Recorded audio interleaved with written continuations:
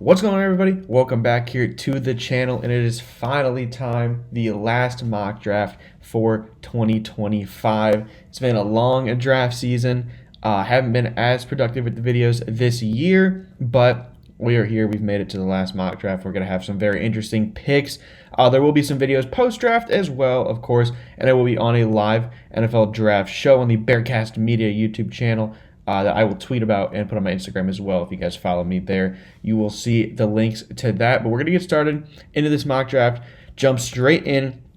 Number one, the Tennessee Titans are almost certainly going to be taking Cam Ward at this point. I would be very surprised if there's anything else.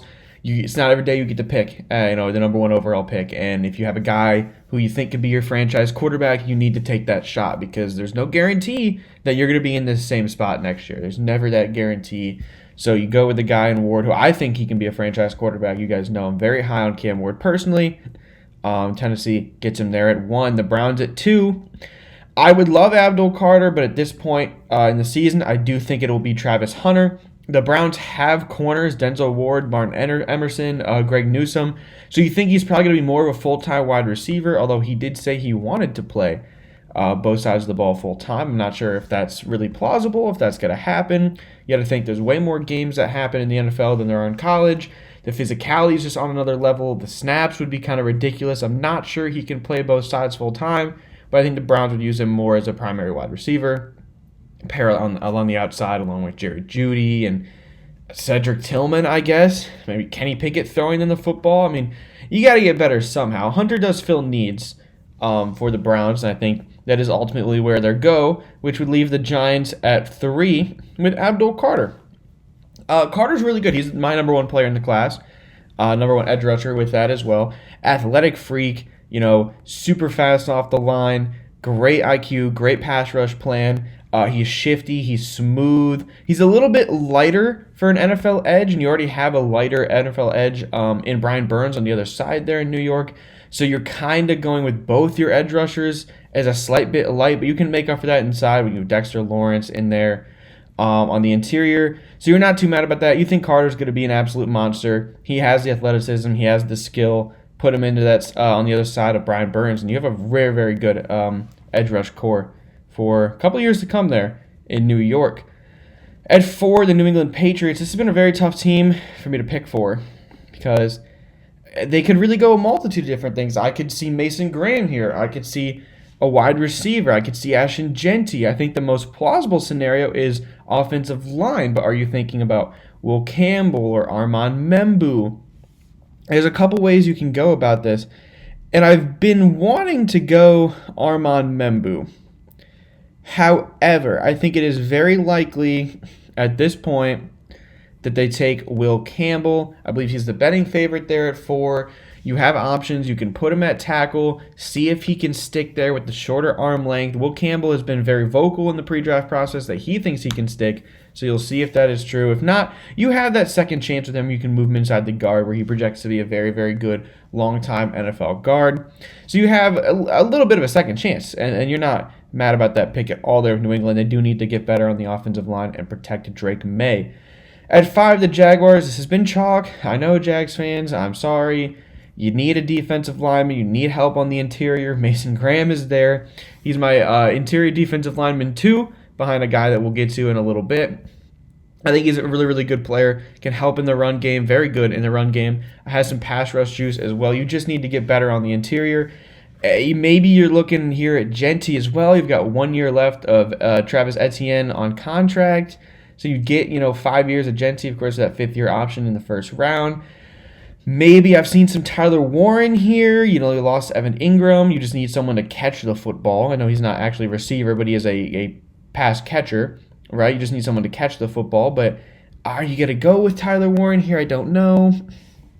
But that does bring us to the Raiders at 6. And this is where I will go with Ashton Jeanty. Pete Carroll and Chip Kelly, they're going to want to run the football. If you're going to want to run the football, you might as well take the best running back in the class by a wide margin. Jeanty here at 6, I don't think it's a reach at all. I don't think Jeanty makes it past pick 7. I really don't. He's an incredible player. Great, contact balance is really what you're thinking of. Low center of gravity. Of course, he's shorter. So that does help with that. But he's just so hard to tackle. And when you have a run-heavy offense, you can center it around Genty. You're looking pretty good for that offense. Of course, Geno Smith in there too, Brock Bowers, and that could be a very solid offense this year if they improve just a slight bit. And Genty would help a lot there in Vegas. The Jets at 7. This is tough for me because I really want to go Armand Membu. They've done a lot of work on him. They like him. However, I'm going to go Tyler Warren. I've heard very, very trusted people talk about how Warren will not make it past 7. If he's there, and I think he could very well go at 4 or 5. If he's here at 7, I think this is his floor here. New York needs a tight end. Again, a great pass catcher. He's got a good frame. You'd like a little bit more in the run blocking game for his frame. 6'6", 260. He doesn't block great, but you think you can coach that up and teach him with that frame and with that size. But as a pure pass catcher, reliable guy, he has it all, right? And the versatility as well to play multiple positions. He's lined up as wildcat quarterback and in the backfield and inline, slot, tight end, under center. Like, this dude can do it all. You have Justin Fields there. Got to give him something other than Garrett Wilson. Go for Tyler Warren there. The Panthers at 8 have been a team I have consistently given them an edge rusher. Do I do that again? I might. Well, let's see. Where would you go if you went edge here? Mykel Williams, Jalen Walker is where I've gone a lot. I've gone a lot of Jalen Walker here. Ooh, PFF has moved Omar Norman a lot, very high up the boards. That's interesting. I think the Panthers could be a wild card team. I really think they could be, but I am going to go with what I have been doing and go with an edge rusher. This time I'm going to push Mykel Williams up the board. He is going to go higher than you think, just because of the pure athleticism. Every year, edge rushers get taken higher than you would think because of athleticism and frame and size. It's just a thing. If you have an athlete who runs ridiculous combine at 6'5", 265, who already has shown some flashes of great skill to rush the passer, stop helping the run, as well as drop back into coverage at times too. Mykel Williams has shown so much. The Panthers just need to get better in the front 7, and Williams, I think, helps a lot. I've considered Jalen Walker here a lot, and I'm giving that pick a lot, and I would not be surprised at all if it is Jalen Walker on draft night. But you maybe go with a little bit more size there in Mykel Williams. The Saints at 9. I really want to give the Saints Armand Membu. With Ryan Ramczyk just retiring, they now need a right tackle, and to be honest, they need a lot. But it took Thales Fuaga last year. You're in a spot where they have done a lot of work recently on Shedeur Sanders. Derek Carr is getting injured, or some Saints people don't think he's injured and think he's lying. I don't know about that. I'm not close enough to the New Orleans Saints organization to know that. But Shedeur Sanders, he's not someone I would personally take in the first round, but he does have some solid skill, great accuracy, right? He can fit the ball into good spots. He doesn't have a great arm. He's not a great athlete. He's just not somebody I personally would take, but if the Saints see that Shedeur can potentially be their franchise guy, maybe you don't like what you have in Spencer Rattler. New head coach Kellen Moore opts for Sanders there at 9. And I do think this is the earliest spot for him. I don't think he goes any earlier. The Giants, Russell Wilson and Jameis Winston, probably on a bridge kind of quarterbacks. The Jaguars are going to stick with Trevor Lawrence. The Jets signed Fields. They have Bryce Young in Carolina. The Raiders traded for Geno Smith. The Browns, if he's not Cam Ward, I think they go Hunter or Carter. They signed Pickett and Flacco. And, of course, the Titans, in this scenario, they take Ward over Shedeur. So I think this is the earliest that Shedeur can go. If not, you're probably looking down here at the Steelers. Maybe a trade back up into like this middle, late teens. But, of course, in this scenario, there are no trades. That leaves the Bears at 10. Genty off the board. They're not happy. You're not happy about that. You'd love to have Ashton Genty. In that case, Membu's there. And you're going to find a spot for him because he's so talented. Played right tackle. I think that's probably where he's going to stick. But you can try to move him over on the left side. But you just got to protect. You have to protect Caleb Williams. That's the end of the day, the bottom line. You just draft offensive line, to be honest. Even though I know PFF doesn't have offensive line or offensive tackle here as a need, I disagree with that. You need to protect Caleb Williams, and Membu does that. My tackle one in this class, pure tackle. Offensive lineman one, I have Will Campbell, but I'm not sure he sticks at tackle. Membu here at 10. They'd love to get Genty, but I just don't think he falls at 10. But I could see the Bears maybe trying to make a move and trade up for Ashton Genty. Or trade down and get Amarian Hampton later in the first round. The Niners at 11, you're mad that Membu just went in front of you. You're very mad. You are pissed that Armand Membu just went in front of you. Where do you go now? You need help on the offensive line. You need help in the secondary. You need help on the defensive line. I'm going to go with Shamar Stewart. He is my interior defensive lineman 1. I know they have him listed at edge. I know he played edge. I'm sorry, 6'6", 290. I really, really, really think he's going to be best in the NFL when coming off the interior. Like that 3-4 defensive end.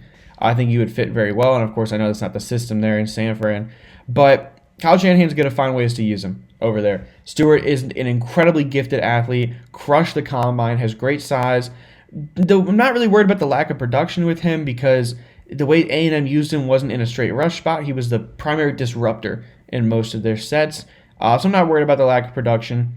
He will produce if that is the role he's given there in San Francisco. And I just think they need to get better in that front seven on that defensive line, and Stewart definitely helps. The Cowboys at 12. This one's easy for me. They've done the most pre-draft work on Matthew Golden. Keep him in state. Jerry Jones seems to like Matthew Golden a lot. Great route runner. Crushed the 40-yard dash at the combine. Ran ridiculous in the 4.2s. You need someone other than CeeDee Lamb to catch the football. So Matthew Golden there fits. You're hoping to get a healthy year out of Dak Prescott and give him someone else. Give him another target to throw the ball to. Golden fits that. Smooth route runner as well. I like him a lot. The Dolphins at 13. I have seen that if Kelvin Banks is on the board for them, they're going to take Kelvin Banks. We're going to play into that rumor, because it's not really much of a rumor. Daniel Jeremiah reported it, and I trust Daniel Jeremiah. Back-to-back Texas Longhorns. Banks, I think he is going to stick at tackle. I know a lot of people are saying he's going to move inside the guard. I think he has the size to play tackle. They're saying here 6'5", smaller side for an NFL tackle. 6'5", I don't think is the smaller side for an NFL tackle. I think that's about average. There are some tackles that are monsters, 6'7", 6'8", like Trent Brown, but I don't think that's crazy. He's a very good athlete. The arm length, not a concern. He played well at Texas. You just like for him to not be on the ground. He's on the ground a lot. When you're on the ground, you can't block anybody else or pick up any extra rushers or anything like that. But if the Dolphins have fallen in love with him at 13 and that's their guy, by all means, go ahead. The Colts at 14, they need a lot. Where do the Colts go? You're kind of looking here, and there are some very good players on the board. We're having a Tetairoa McMillan slide here, but I don't think that's unrealistic with the way the board has fallen. Again, it's not, I can't just give a player higher because, you think he's going to go there. If the fit's not there, if the team pick isn't there, I'm not going to force it. It's just the way the board has slid down. So when you get to 14 and he's still available, you're not just going to reach on that. You have to be smart with your draft picks. For the Colts, this is very, very tough. Without Tyler Warren on the board, you're in a little bit of a lost spot. But I think you probably look to the defensive line. Maybe look at the edge rushers here. There are some solid guys. Mike Green, Donovan Ezaraku. I'm going to go to my Georgia guy who I really like, one of my favorite players in the class, Jalen Walker. Listed as a linebacker, he's going to rush, whether it be off the edge in some sets, blitzing up the middle in some sets. He's an incredible athlete, has the speed to both rush, the power to rush, and can drop back into coverage, a willing tackler. I think he's really, really good. It would definitely help improve that Colts defense. Has them lifted as both needs for linebacker and edge, and Walker, I think, is kind of a hybrid between those two. So that's a perfect fit, I think, there. Of course, they'd love to get Tyler Warren, but I don't think he makes it past pick 7, like I said earlier. So you settle here. You're not really settling. Walker's a great player, but you take the edge rusher. At 15, this one's easy for me. It is Jahad Campbell. Similar to Jalen Walker, he's listed as linebacker, but I think he's going to rush a lot. Again, off the edge in some sets. Again, blitzing in some sets up the middle. A much more kind of a thumper linebacker. He's going to hit you hard. He's a little bit bigger, 6'3", 244. Actually, about the same. Walker listed here at 6'2", 245. So about the same weight. Campbell a little bit bigger. He definitely plays more to his size. More of a hard hitter, thumper, tackler up the middle. He's going to be really good in the middle of that defense for the Falcons. And again, Atlanta, you just need to get better on the defensive side of the ball. Similar to Carolina, I think it has to be a defensive player. You're bad. It's just simple. You're bad on defense. You need to get better. Campbell fits that. This is going to be a weird one, a very weird one. The Cardinals at 16. If McMillan slides, I know they have wide receiver. I know they have Marvin Harrison Jr. I know. I hear you. I know. But you're not expecting Tetairoa McMillan to be here at 16. Now there's a slot, and be 100% honest, I could have had him going earlier. The Saints could be a spot. The Panthers could be a spot. The Jets, the Raiders, the Jaguars. But this is not the way that the board fell. And I do think that Tetairoa McMillan could fall on draft day, could slide just a slight bit. You have him here at 16. He's available. You think, okay, we have other needs. However, if you can have a wide receiver core of Marvin Harrison Jr., Tetairoa McMillan, Michael Wilson, do you know how tempting that is? Trey McBride with Kyler Murray, you know how tempting that offense is?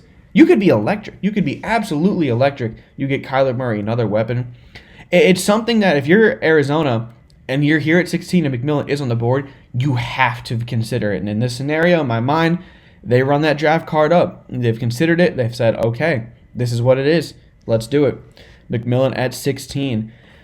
The Bengals at 17. Defense. Edge rusher Mike Green. From Marshall, close to the top of the NCAA in sacks this past season. Had an incredible Senior Bowl. You might have seen the rep of him absolutely crushing Josh Connerly Jr., who they have down here at 32. A viral rep on Twitter and Instagram. Mike Green's incredible. He's a really good athlete. A little bit on the short side, short arms and light, but you're not worried about that. He's a good run defender as well. Great in the pass rush. I know the level of competition at Marshall wasn't great. He's probably going to need a little bit of time to develop, but you just need to get better on the defensive line in Cincinnati. They have nothing. There's nothing redeeming about that defensive line there in Cincinnati, especially with Trey Hendrickson now in a contract dispute. You got to get something. You're hoping you can maybe develop Miles Murphy, who hasn't gotten much playing time, Chris Jenkins. Green needs to get into that edge rotation and make some noise there in Cincinnati. The Seahawks at 18. Well, you got Sam Darnold now and Cooper Kupp. You traded away DK Metcalf, and Tyler Lockett is no longer on your team. You need interior offensive line, but you're going to take interior offensive line. They're very vocal about not wanting to do that. You need an edge rusher, or you can just go best player available. To me here, that is Malachi Starks. Starks is probably the best safety in the class. I like Nick Emenwari as well. He's probably the best secondary player in the class overall, in my opinion. Great 2023 tape. 2024 was still good. Super instinctive. He can be that single high or that deep safety, kind of that deep blue, and a 2 high. He's really good. More of an actual like coverage safety compared to Nick Emenwari, who's more of a box safety. Great athlete as well. This dude is ridiculous. Maybe you're trying to build, a little bit of a Legion of Boom there. Tariq Woolen, Kobe Bryant, Malachi Starks. It could be a little solid addition there on the back end. The Bucs at 19. Back to back we go for the secondary. Jahdae Barron, who's going to be a nickel corner.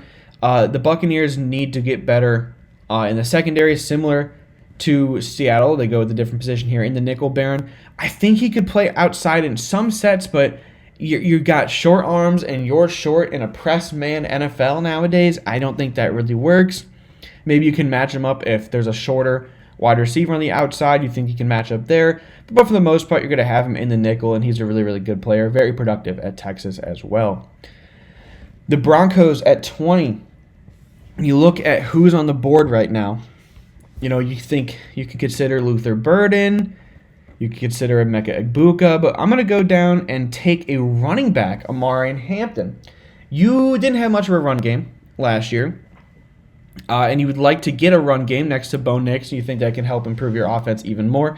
Nix had a good rookie year. You need to build more around him on that offensive end. That's why you look at Burden here to get wide receiver, but you've invested a little bit into wide receiver.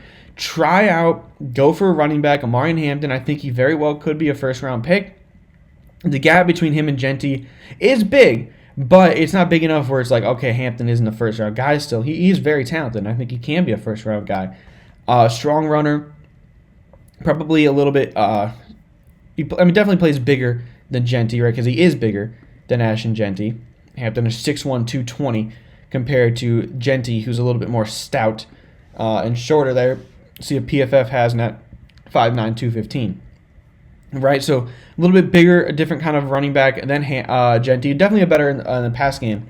But again, you fill a need, you get a great player, and you think he can elevate your offense. Again, running back in the first round means you get that fifth-year option. So you get one more year before having to decide whether to dish out that second contract or not, which is big. It is definitely big. The Steelers at 21, I don't think they go quarterback here. If Shedeur is off the board, I don't think they reach for like Milroe or Dart. So where do you go? Probably on the offensive line is where I would look. And I'm going to go with Josh Simmons. Had a really, really good tackle tape this year at Ohio State before getting injured, and then looked really good in the pro day. I'm surprised he even had a pro day, but he did. Doesn't get beat. That's just like the main thing. You watch him, it's just, wow, he doesn't really get beat. He looks really good. The injury is something you're concerned about. If he hadn't gotten injured and had a full year on tape looking like that, he probably... we're looking up here in the top 10 along with like Armand Membu and Will Campbell. But Simmons is a really good player. If it's going to be Mason Rudolph or Aaron Rodgers, who knows? Get some help on the tackle room in there with Josh Simmons. 22, the Chargers, Colson Loveland. The fit is there. The Michigan connection with Harbaugh. You need a pass catcher there for Justin Herbert. Loveland's not like your typical inline tight end. He plays smaller. He is smaller. He is shorter. It's 6'5" or lighter. It's 6'5", 245. But great athlete. Wasn't as productive this past year at Michigan. Give you a guess why. It's because he had no one throwing him the football. I mean, who were their quarterbacks this year? Just awful production from their quarterback room. So it's hard to really get good production. But if you're watching the film, he's finding space. He's open. He just didn't have a guy like J.J. McCarthy this year throwing him the ball like he did in 2023. At pick 23, we have the Green Bay Packers. I'm going to go with Will Johnson. You have Jair Alexander and Eric Stokes, who you both like a lot. If you can complete that cornerback room with Will Johnson, a guy who's big, physical, great in man coverage, good in zone as well, instinctive. Had dealt with injury this past year. I think he's going to be fine. You have worries about his top-end speed. He hasn't run a 40. So you have worries about that and the injury. But if Johnson gets to this spot here and you like him on the outside with Alexander and Stokes in that cornerback room, I think you go for it. Green Bay just needs to kind of improve a little bit. And Johnson's almost a BPA at this spot, in my opinion. I know they have Walter Nolan here at rank 8. I disagree with that. The Vikings at 24. They're probably mad that Will Johnson's off the board. They would have liked him. Do you reach for another corner? Is there a guy like Maxwell Harrison that you really like? Or they have Trey Amos up here. I don't think you do that. I do think you'll go to the D-line, try to improve that interior. But it is not Walter Nolan that we are going with. It is Kenneth Grant. Mason Graham's running mate at Michigan, back-to-back Michigan players. Didn't even realize that. Grant's really good as well. Probably a little bit more in the pass rush game than Mason Graham is, but Graham's probably more in the run game than Kenneth Grant is. Grant is, he's really solid. Every time you're watching Michigan and you're watching for, Will Johnson. Oh, back-to-back Michigan players. I didn't even realize that. Dang, okay. And then an Ohio State guy up here ruining that. Anytime you're watching Michigan's defense tape, you just see Kenneth Grant in on the play. He's productive. I think he's going to help there in Minnesota. You probably are looking then for running back in the second round. if you're the Vikings. Look still who's on the board. Cam Scatterbo, probably not going to go to the third, but Sampson, Caleb Johnson, Quinshon Judkins are all options there for Minnesota in the second or third round. The Texans at pick 25. Your wide receiver room has shown some inconsistencies and regression. Go with Luther Burden, who's on here at the board at 25. Going to be playing in the slot most likely. Electric with the football in his hands. Speedy, quick, tough to tackle. He's shifty. Doesn't have drop issues, and he's a fluid route runner. Just the movement. He doesn't waste any steps, any time, any movement at all. He doesn't waste. I really like Luther Burden there. CJ Stroud just needs another weapon. You'll see what their offense can look like in a non-Bobby Slowick year, with no longer, of course, their offensive coordinator. The Rams at pick 26. You probably are looking on the offensive line. You're looking at tackle, and you're looking at these guys like, okay, who is actually going to stick at tackle? Not many of these ones except for Josh Conerly Jr. Again, we mentioned earlier that viral rep where he got run over by Mike Green. It was 1 rep. Josh Conerly, other than that, was voted as the best offensive lineman at the Senior Bowl by the players. So he had a great week. He had a great productive year at Oregon as well. Great size. He's good as stick as a true tackle at 6'4", 315. I think the one thing he really needs to work on is run blocking. He's great in the pass game. He needs to get a little bit more physical in the run game. But you think you can develop him there and protect Stafford, and then when Stafford ultimately is gone, you think he can be a long-time staple there in your offensive line to protect your future quarterback as well. The Ravens at 27. I hate that they draft well every year, and they're probably going to do it again this year. But Donovan Ezaraku here at 27. You need some production on the edge. You've invested picks in the guys like Odafe Owe and David Ojabo, but you need a little bit more edge production. Ezaraku is going to fall because of his size. He's very small, 6'2", 247. That's very, very short and light, honestly. But he's a good productive player. The production was a thing, right, at Boston College at Carrion. I believe he was number 1. Him or Mike Green. Well, I think we're 1 and 2 in sacks in the NCAA last year. Production's off the charts. He's smart.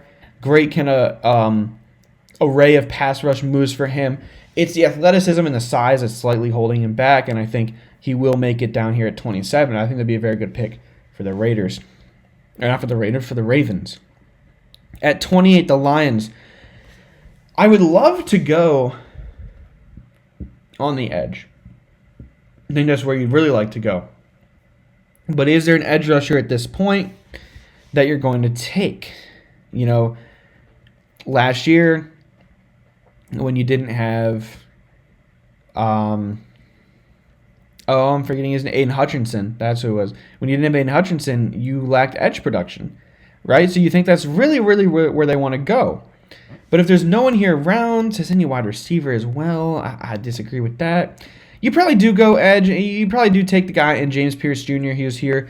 A great athlete, incredibly fast, super speed. Of course, plays with speed off the edge. Light again, but good size at 6'5". Light, great first step. You're going to bank that the athleticism can carry, and you can develop him a little bit there in Tennessee. A lot of his sacks were scheme based and not him based. But you just need some type of edge production on the other side of Aiden Hutchinson. If you have another injury situation, you hope that Pierce can at least be productive, semi-productive there in your edge rusher room for Detroit. At 29. Well, you're probably looking on the offensive line, in my opinion. But at this spot, is there someone you're going to take to move inside the guard? I think there is, and it's Gray Zabel. They have him listed at tackle. He's going to move inside the guard almost surefire at 6'6", 305. Zabel doesn't have the foot speed to stick out at tackle, but you're going to move him inside the guard. You're going to be very happy with that. And protect Jaden Daniels. I mean, that should be any team with a young quarterback. That should be, number one priority. Get them protection. Gray Zabel fits that there in Washington at 29. You hope, all right, he can help us maybe get back to the NFC Championship game this upcoming season. The Bills at 30. The Bills are a very good team, right? You're a very good team. You go best player available here, and Walter Nolan has slid heavily for me. I don't think he should be listed at rank 8. I think he should be down here in these 20s and late, in pick 30. I think that's his range. He has a lot of potential, maybe the highest potential of any of the defensive linemen in this class, up there with like Shamar Stewart, right? Was productive at Ole Miss. He has some character concerns. I don't really think the effort is always there on tape for him. He's not one of my personal favorite players, but you think this is a good range for him here in Buffalo. It doesn't necessarily fill a need on that interior defensive line, but it just beefs up that defensive line as a whole, makes your defense better when you have another guy in there with Nolan's talent level. At 31, the Chiefs are probably mad.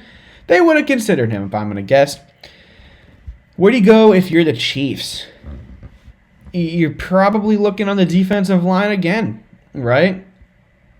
The edge rushers guys, is no one really you're liking at this spot. If you go here to the interior guys, you like Derek Harmon. I think Derek Harmon's going to be a first-round pick, very productive at Oregon this year. I think he has the projection to be a long-time NFL starter and a good NFL starter for that. Good size here at 6'5", 310. Of course, I mentioned here, transferred to Oregon from Michigan State. He's quick, at that size, and that's one of the things that's rare for a defensive line, interior defensive lineman at that size, to have that athleticism and that quickness and that agility. But he also offers a lot of pass rush juice, which is, if you can get pass rush help from your interior, that's very valuable and very rare. That's what made guys like Aaron Donald so valuable and so good, is if you could rush from the interior. And that's what pushed guys in previous drafts up the board. I think of Kalijah Kancey, right? When you can get pass rush juice from the interior, that's so valuable, and teams will bite on that. And Harmon gets that, and I think the Chiefs just get better again with that pick, back trying to make their way back to the Super Bowl. And then you get the Eagles here at pick 32. Maybe you look for wide receiver, and there's one staring you right in the face who can play in the slot. It's Emeka Egbuka. You have Devontae Smith and A.J. Brown on the outside. Egbuka in the slot would fit perfectly there. Not the greatest athlete, but he ran a solid 40. You're really looking at him because he's smart. He finds the open space, and he doesn't drop the football. He's got very reliable hands. He always seems to get open. He's finding that space. He's a smooth route runner. He's going to be kind of a little bit of a safety valve, a slot safety valve for Jalen Hurts, in my opinion. And that's kind of going to be his role there. Of course, we can look here at the mock draft. See Ward, Hunter, all these guys down there. I'll go up and do a slow scroll so you can see who your team picked. Let me know down in the comments if you like your pick, who you want your team to pick, who your favorite players are. If you have any surprise predictions, any of that, I read all and every comments and respond as well. So if you wanted to leave those down there, I would appreciate that. But with that, that's going to do it for the video and for the NFL draft as well. This is, again, the final mock draft. There will be post-draft videos. I'm going on vacation the literal day after the draft, after the first round. So I won't be getting out videos until the week after. But there will be videos. You're going to want to stay posted for that. Turn on those post notifications and subscribe so you don't miss those. But for now, that will do it for the video, and I will see you all after the draft.